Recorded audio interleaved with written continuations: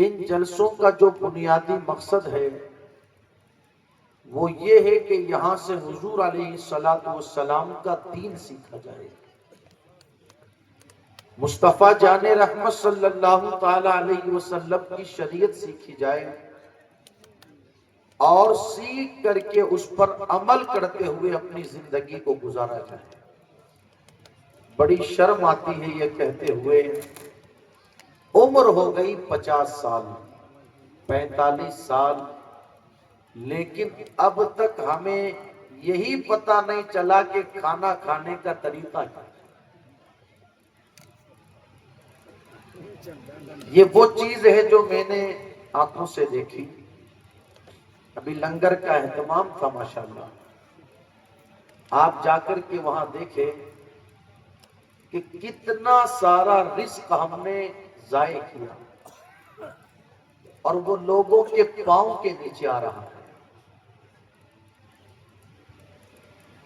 آپ محسوس کریں، بھئی یہ بھی نہیں کہہ سکتے کہ چھوٹے چھوٹے بچوں نے کھایا تو انہوں نے ایسے ہی خراب کر دیا یا انہوں نے ایسے ہی گرا دیا۔ بڑی عمر کے لوگوں نے بیٹھ کر کے وہاں پر لنگر اور کھانا تناول کیا، مگر کیفیت یہ ہے کہ جیسے کچھ چاول بچھا دیے گئے ہو فرش پر، یہ کیفیت ہے۔ کھائے جو کھائے پھینک دیے گئے۔ میرے اللہ کی نعمتوں میں سے ایک نعمت ہے روزی،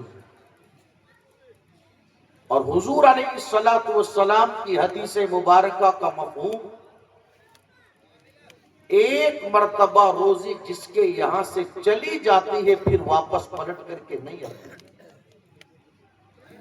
ہمیں قدر کرنی چاہیے روزی کی، قدر کرنی چاہیے اللہ تبارک و تعالیٰ کی اس نعمت کی۔ بھئی جلسوں میں کیا سکھایا جاتا ہے؟ یہی تو سکھایا جاتا ہے کہ بیٹھ کر کے کھانا کھانا میرے نبی کی سنت ہے۔ کھانے سے پہلے ہاتھوں کو دھل لیا جائے، بسم اللہ شریف پڑھ لی جائے، انسان اطمینان و سکون کے ساتھ میں کھانا کھائے، اور جتنا کھائے اتنا ہی برتن کے اندر لیوے۔ جو کھانا اس نے لیا ہے تو برتن کو صاف کرے۔ بندہ برتن جب صاف کرتا ہے کھانا کھاتے وقت، روایتوں میں آتا ہے کہ پوری رات وہ برتن اس بندے کے لیے خدا کی بارگاہ میں استغفار کیا کرتا ہے، اس بندے کے لیے خدا کی بارگاہ میں مغفرت کی دعا کیا کرتا ہے۔ مگر آج اتنے سال ہو گئے، ہم 50 جلسوں میں جاتے ہیں، شرکت کرتے ہیں، مگر افسوس کی بات یہ کہ کھانا کھانے کا طریقہ بھی ہم نے نہیں سیکھا، پانی پینے کا طریقہ بھی ہم نے نہیں سیکھا۔ اللہ اکبر، زندگی کیسے گزارنی چاہیے؟ 2 گھنٹے 4 گھنٹے کا جلسہ سنایا گیا کہ بھائیوں بیٹھ کر کے کھانا چاہیے، بیٹھ کر کے پینا چاہیے، اور جلسے کے اختتام پر لنگر تقسیم کیا گیا تو کھڑے کھڑے لوگ کھا رہے ہیں، کھڑے کھڑے لوگ پی رہے ہیں۔ تو پھر جلسوں کا آپ کی زندگی پر اثر کیا ہوا؟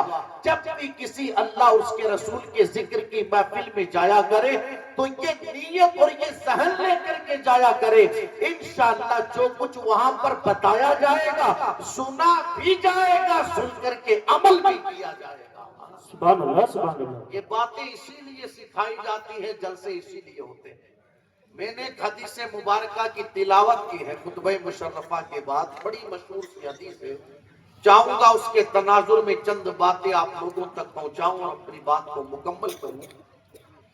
میرے آقا علیہ السلام نے ارشاد فرمایا، اذا مات الانسان انقطع عنہ عملہ، جب بندے کا انتقال ہو جاتا ہے، یعنی انسان مر جاتا ہے، تو اس سے سارے عمل کا رشتہ ٹوٹ جاتا ہے۔ انقطع عنہ عملہ، اس سے عمل کا کنیکشن، عمل کا تعلق ٹوٹ جاتا ہے۔ یعنی بندہ نہ اب تو نماز پڑھ سکتا ہے، نہ روزہ رکھ سکتا ہے، نہ زکوٰۃ دے سکتا ہے، نہ حج کر سکتا ہے، نہ عمرہ کر سکتا ہے، نہ ماں باپ کی خدمت کر سکتا ہے، نہ غریب کی مدد کر سکتا ہے، نہ یتیم کے سر پر ہاتھ رکھ سکتا ہے، نہ بیوہ کے کام آ سکتا ہے، نہ استغفار کر سکتا ہے، نہ تسبیح و تحلیل کر سکتا ہے، نہ نوافل پڑھ سکتا ہے، نہ قرآن کی تلاوت کر سکتا ہے، اس لیے کہ بندے کا انتقال ہو گیا۔ انقطع عنہ عملہ، اس سے عمل کا تعلق، عمل کا کنیکشن ٹوٹ گیا ہے۔ یعنی بندہ مرنے کے بعد اب اگر نیک عمل کرنا چاہے، اچھا کام کرنا چاہے تو بندہ نہیں کر سکتا۔ لیکن آقا علیہ الصلوۃ والسلام نے ارشاد فرمایا الا من ثلاثۃ، مگر تین کام ایسے ہیں جن کا تعلق بندے سے مرنے کے بعد بھی جڑا رہتا ہے، جن چیزوں کا تعلق بندے سے مرنے کے بعد، انتقال کے بعد بھی وابستہ رہتا ہے۔ عرض کی گئی یا رسول اللہ علیہ الصلوۃ والسلام وہ تین چیزیں کون سی، وہ تین کام کون سے، توجہ سے سنیے گا تاکہ جلسے کے اختتام پر صرف یہ کہتے ہوئے نہ جائیں کہ 4-5 نعرے ہم نے لگائے اور 10-20-50-100 روپے ہم نے نذرانہ کا جلسے میں دیا اور واہ واہ آہ آہ کر کے چلے آئے۔ جلسے کے اختتام پر جب گھروں کی طرف جائے تو دل کو یہ تسلی رہے کہ 2-4 گھنٹے صرف برباد کر کے نہیں آئے، حضور کا دین سیکھ کر کے آئے ہیں۔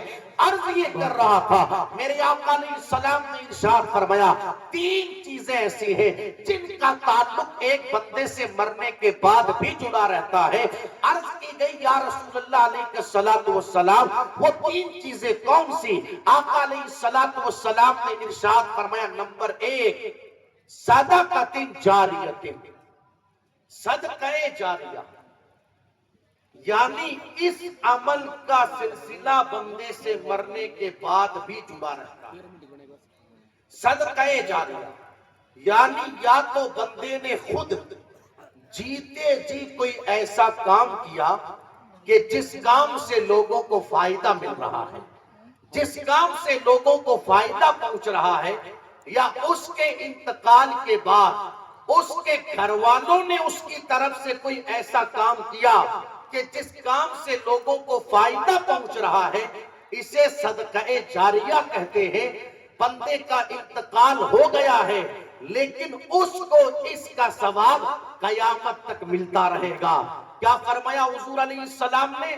صدقہ جاریہ وہ چیز ہے جس کا تعلق ایک بندے سے مرنے کے بعد بھی جڑا رہتا ہے۔ یعنی کسی نے مسجد کی تعمیر ہو رہی تھی، اس کے تعمیری کام میں حصہ لیا، مدرسے کی تعمیر ہو رہی تھی، مدرسے کی تعمیر کے اندر حصہ لیا، مدرسے میں ایک کمرہ بنوا دیا، مسجد یا مدرسے کے اندر ٹیوبویل کا اہتمام کروا دیا، پانی کا انتظام کروا دیا، کولر پنکھے کا انتظام کروا دیا۔ تو یہ وہ چیزیں ہیں کہ جن کا تعلق بندے سے مرنے کے بعد بھی جڑا رہتا ہے۔ ٹیوبویل کا انتظام ایک مرتبہ آپ نے کروایا، ثواب آپ کو قیامت تک ملتا رہے گا۔ مسجد کے اندر آپ نے فرش ایک مرتبہ لگوایا، ثواب آپ کو قیامت تک ملتا رہے گا۔ مدرسے کے اندر کمرہ ایک مرتبہ بنوایا، ثواب قیامت تک آپ کو ملتا رہے گا۔ میرے آقا فرماتے صدقہ جاریہ وہ چیز ہے کہ بندہ کر کے خود تو چلا جاتا ہے مگر قبر میں بھی اس کو بندے کو اس کا ثواب ملتا رہتا ہے۔ پہلی چیز صدقہ جاریہ کیا ہے؟